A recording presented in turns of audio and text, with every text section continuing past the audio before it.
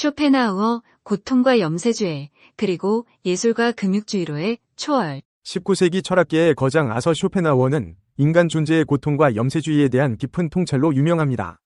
그의 철학은 칸트의 영향을 받아 위지와 표상으로서의 세계라는 독특한 이론을 제시하며 인간의 본질을 끝없는 욕망과 그로 인한 고통으로 규정했습니다. 쇼펜하우어는 부유한 상인 아버지와 문학적 소양이 깊은 어머니 사이에서 태어나 어린 시절부터 상반된 가치관 속에서 성장했습니다. 아버지의 기대와 달리 철학에 대한 열정을 키워나간 그는 예나, 괴팅겐, 베를린 대학교에서 학업을 이어가며 자신만의 철학 세계를 구축해 나갔습니다. 그의 대표작 위지와 표상으로서의 세계는 세계를 위지와 표상으로 구분하여 설명합니다. 위지는 끊임없이 욕망하는 인간의 본질이며 표상은 우리가 인식하는 외부 세계입니다. 쇼펜하우어는 이러한 위지가 충족될 수 없는 욕망을 낳고 이는 곧 삶의 고통으로 이어진다고 주장했습니다. 또한 인간의 이기심과 경쟁심을 삶의 위지, 개념으로 설명하며 이러한 본능이 사회적 갈등과 불행을 야기한다고 분석했습니다. 하지만 쇼펜하우어는 염세적인 관점만을 제시하는데 그치지 않았습니다. 그는 예술과 금욕주의를 통해 고통에서 벗어날 수 있는 길을 제시했습니다. 예술은 위지에서 벗어나 순수한 표상의 세계로 들어가는 통로이며 특히 음악은 감정을 움직이고 위안을 주는 가장 순수한 예술 형태로 보았습니다. 또한 욕망을 억제하고 위지의 영향을 최소화하는 금욕적인 삶을 통해 평화와 해방에 이를 수 있다고 믿었습니다. 쇼펜하우어의 철학은 니체, 프로이트, 바그너 등 수많은 사상가와 예술가에게 영감을 주었습니다. 니체는 그의 비관주의를 극복하려는 위주의 철학을 발전시켰고 프로이트는 인간의 무의식과 욕망에 대한 통찰을 정신분석하게 접목했습니다. 바그너는 쇼펜하우어의 예술 철학을 음악과 오페라에 반영하며 예술적 성취를 이루었습니다. 아서 쇼펜하우어는 인간 존재의 어두운 면을 직시하고 그 안에서 고통을 극복하고 해방에 이르는 길을 모색한 철학자였습니다. 그의 염세주의는 삶의 고통을 이해하고 받아들이는 데 도움을 주며 예술과 금욕주의는 이러한 고통에서 벗어나 삶의 의미를 찾는 방법을 제시합니다. 쇼펜하우어의 철학은 오늘날에도 여전히 우리에게 깊은 울림을 주며 삶의 본질에 대한 끊임없는 질문을 던지고 있습니다. 쇼펜하우어, 우리 의지가 곧 우리이다. 아르투르 쇼펜하우어의 대표작으로 1819년에 출간된 의지와 표상으로서의 세계의 책은 1844년 재판이자 최종판이 출간되었을 때 무려 1100쪽에 이르는 방대한 책이었다. 그는 이 책에서 세계란 결코 합리적으로 되어 있지 않기 때문에 삶은 맹목적인 의지에 따라 움직일 뿐이며 인생살이는 결국 고통일 뿐이라고 결론을 내렸다. 그러나 쇼펜하우어에게 대중적 명성을 안겨준 책은 두 번째이자 마지막 책으로 1851년에 출간된 소품과 보유집에 실린 수필과 성찰의 일부인 아포리즘들이다. 쇼펜하우어는 부자인 아버지 덕분에 이처럼 여유로운 삶을 즐길 수 있었다. 그런데 아버지는 함부르크에서 운영하던 한 상점의 창밖으로 몸을 던져 자살했다. 하여튼 쇼펜하우어는 21세의 적자는 재산을 상속받았고 그 덕분에 밥벌이를 걱정하지 않고 철학 연구에 몰두할 수 있었다. 그는 삶이란 재미없는 사업이다. 그래서 나는 삶에 대해 성찰하며 삶을 보내기로 결심했다고 고백할 정도로 경제적 여유가 있었다. 이런 성찰의 결과는 쇼펜하우어가 발간한 책의 제목에 그대로 집약되었다. 쇼펜하우어의 생각에 세계는 양면성을 갖는다. 물질 세계는 그 세계를 이해하려는 정신세계의 산물이다. 따라서 외적 세계는 그 존재를 관찰하는 주체에 따라 달라진다. 그러나 각 주체의 의지는 독립적이다. 따라서 의지는 모든 생명체의 자연스러운 변화를 끌어가는 원동력이다. 또한 의지는 인간의 가장 기본적인 본능, 즉 살아남기 위한 몸부림이다.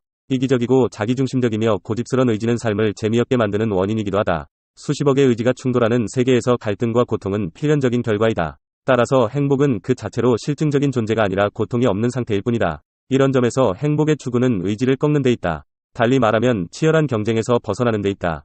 쇼펜하우어는 즐거움과 자존심이 세 가지 것에서 비롯된다고 주장했다. 첫째는 소유물, 즉 우리가 가진 것이고, 둘째는 명성이나 평판, 즉 다른 사람이 우리에게 갖는 생각이며, 셋째는 인격, 즉 사람의 됨됨이이다.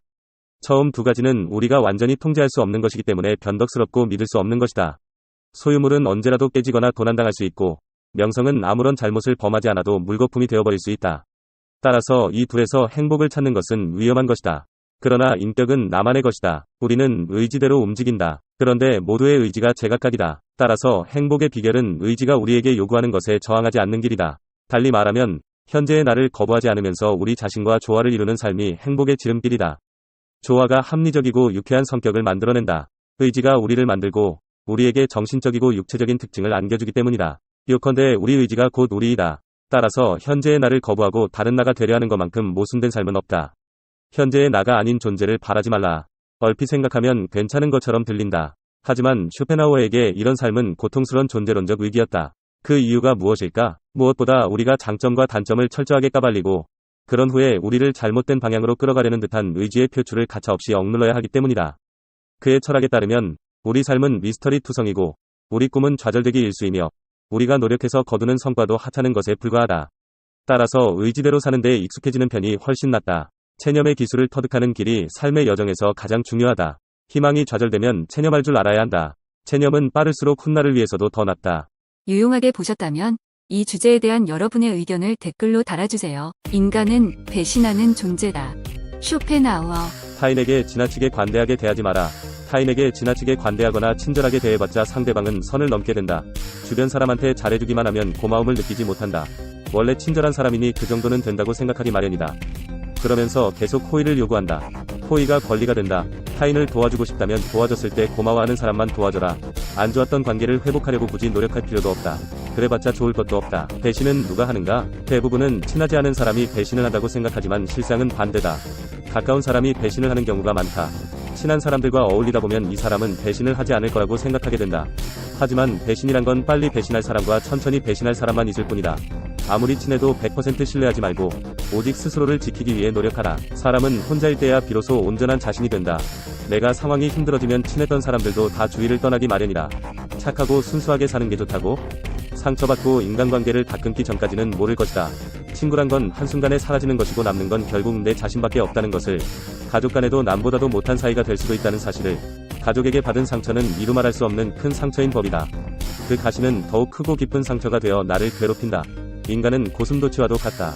고슴도치의 온몸 구석구석에 나있는 가시처럼 타인과 너무 가까이 지내다 보면 필연적으로 가시에 찔리게 된다. 상대방에게 너무 많은 것을 기대하지 말고 받으려고 노력하지도 말아라.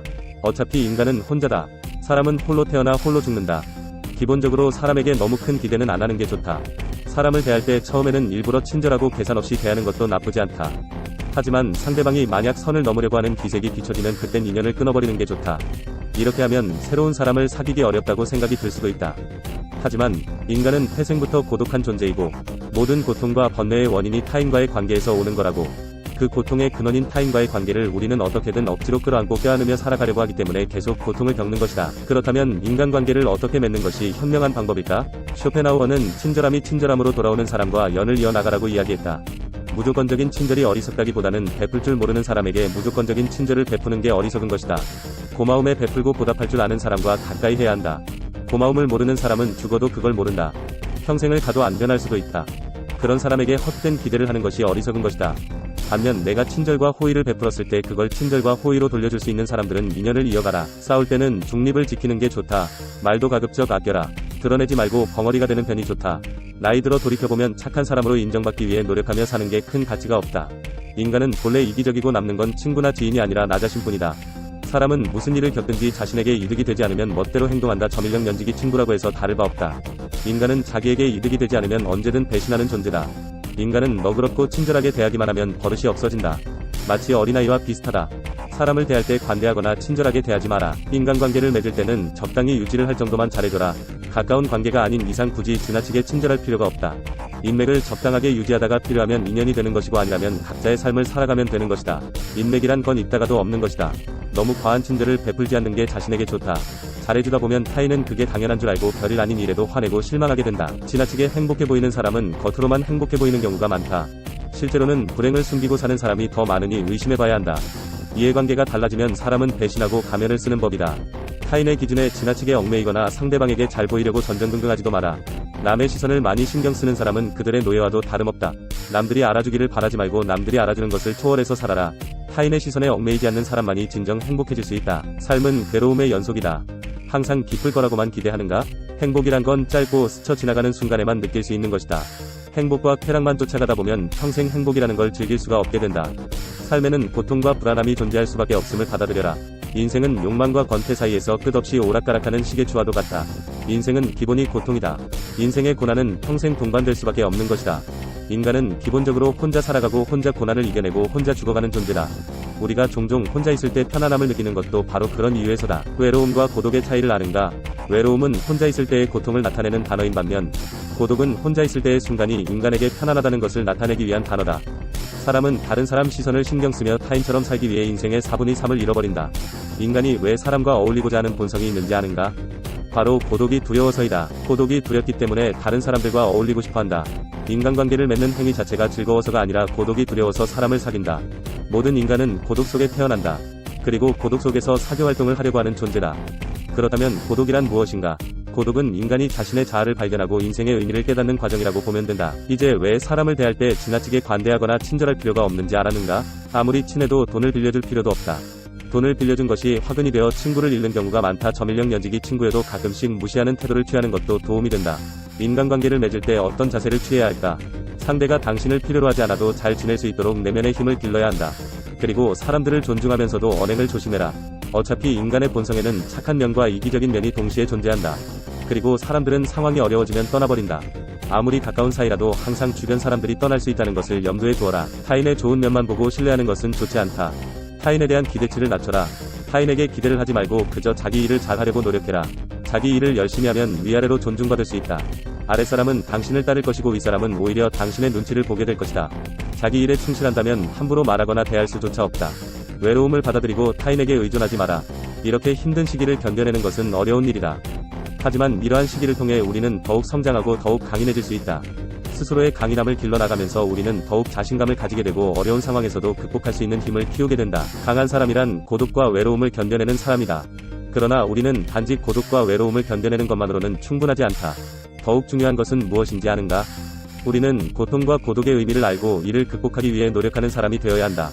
이를 통해 우리는 더욱 강인하고 더욱 자신감을 가지게 되며 어려운 상황에서도 우리의 인내력과 근성을 발휘할 수 있게 된다. 인생이란 하나의 실험실과도 같다.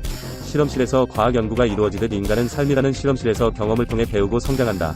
언제나 나에게 없는 것만을 생각하고 이를 갈망하는 것은 인간의 본성 중 하나다.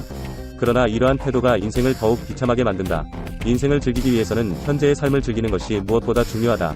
미래에 대한 불확실성은 인간이 직면하는 가장 어려운 문제 중 하나이다. 인간이 가장 무서워하고 두려워하는 것이 한치 앞을 볼 수 없는 불확실성이기 때문이다. 고독과 외로움이라는 문제를 극복하기 위해서는 끊임없이 노력해라. 더불어 고독한 시간을 보내는 것은 창의력을 높이는 데 도움이 된다. 더 많은 시간을 혼자 보내면서 내면의 생각과 감정을 탐구하고 자신만의 독특한 아이디어를 발견할 수 있다.